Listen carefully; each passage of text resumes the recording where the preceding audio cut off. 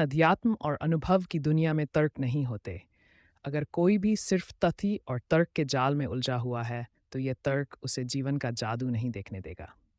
जीवन का जादू आखिर है क्या? अगर आपने ध्यान दिया तो आपको हर जगह जादू दिखेगा। एक बीज का पौधा होना, एक फूल का फल हो जाना और दो कोशिकाओं के मिलने से नए जीवन की शुरुआत। यह सब अद्भुत जादू ही तो है। भारत केवल भूगोल का हिस्सा ही नहीं, यह एक जीवंत स्पंदन है। ये उन लोगों की धरती है जो तर्क के जटिलतम रूप को समझने और समझाने के बावजूद कभी उसमें उलझे नहीं। वे तर्क को उस बिंदु तक ले गए जो अस्तित्व के रहस्यवादी और जादुई आयामों तक जाने की राह बन गया। आदियोगी शिव इन दो विपरीत दिखने वाले आयामों के उच्चतम प्रतिनिधि हैं। वे इन दोनों आयामों में बिना किसी परेशानी के रहते हैं। संकीर्ण तर्कों में बंधे लोग इसे नहीं जान पाते।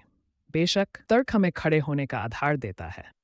ये हमारा चुनाव होगा कि तर्क को सराहें, उससे चकित हों या इसे अस्तित्व से परे जाने के लिए पंखों की तरह इस्तेमाल करें। हम सब तर्कों के पंखों पर उड़ सकते हैं, पर यह याद रखिए कि हर किसी को वापस अग्नि के पास आना ही होता है, चाहे वह श्मशान की अग्नि हो या फिर जीती जागती चेतना की अग्नि। शिव अर्थात एक महायोगी, गृहस्थ, तपस्वी, अघोरी, नर्तक और भी कई अन्य अलग अलग नाम और रूप। क्या कभी आपने सोचा कि क्यों इतने सारे विविध रूप धारण किए थे भगवान शिव ने? शिव पुराण में भयावह और सुंदर दोनों हैं। शिव आमतौर पर पूरी दुनिया में लोग जिसे भी दैवीय या दिव्य मानते हैं, उसका वर्णन हमेशा अच्छे रूप में ही करते हैं।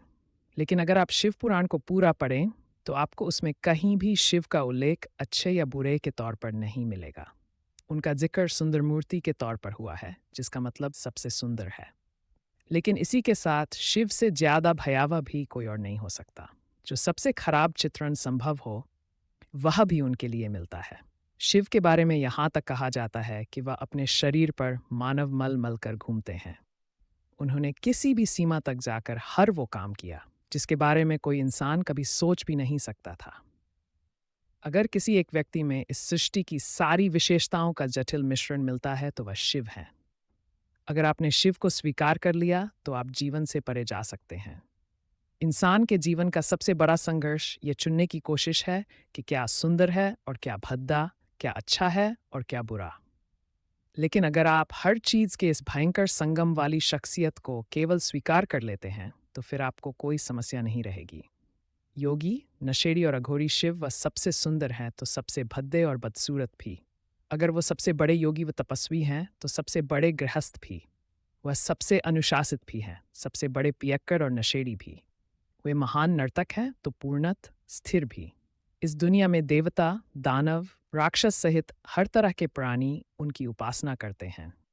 शिव के बारे में तमाम हजम न होने वाली कहानियों व तथ्यों को तथाकथित मानव सभ्यता ने अपनी सुविधा से हटा दिया, लेकिन इन्हीं में शिव का सार निहित है।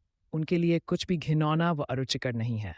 शिव ने मृत शरीर पर बैठकर अघोरियों की तरह साधना की है। घोर का मतलब है भयंकर। अहोरी का मतलब है कि जो भयंकरता से परे हो। शिव एक अहोरी है, वह भयंकरता से परे हैं। भयंकरता उन्हें छू भी नहीं सकती। अघोरियों की तरह साधना की है। घोर का मतलब है भयंकर।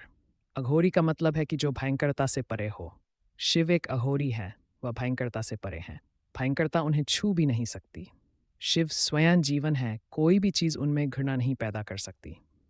शिव हर चीज को, सबको अपनाते हैं। ऐसा वह किसी सहानुभूति, करुणा या भावनाओं के कारण नहीं करते, जैसा कि आप सोचते होंगे। वे सहज रूप से ऐसा करते हैं, क्योंकि वो जीवन की तरह हैं। जीवन सहज ही हर एक को गले लगाता व अपनाता है। वर्तमान में कैलाश स्वयं शिव है। समस्या सिर्फ आपके साथ है कि आप किसे अपनाएं व किसे छोड़े। और यह समस्या मानसिक समस्या है, न कि जीवन से जुड़ी समस्या। यहाँ तक कि अगर आपका दुश्मन भी आपके बगल में बैठा है, तो आपके भीतर मौजूद जीवन को उससे भी कोई दिक्कत नहीं होगी। आपका दुश्मन जो सांस छोड़ता है, उसे आप लेते हैं। आपके दोस्त द्वारा छोड़ी गई सांसें आपके दुश्मन द्वारा छोड़ी गई सांसों से बेहतर नहीं होती है। दिक्कत सिक या कह मनोवैज्ञानिक स्तर पर है। अस्तित्व के स्तर पर देखा जाए तो कोई समस्या नहीं है। प्रेम और करुणा से भी परे सद्गुरु कहते हैं कि एक अघोरी कभी भी प्रेम की अवस्था में नहीं रहता है। दुनिया के इस हिस्से की आध्यात्मिक प्रक्रिया ने कभी भी आपको प्रेम करना, दयालु या करुणामय होना नहीं सिखाया। यहाँ इन भावों को आध्यात्मिक नहीं, बल्कि सामाजिक माना जाता है।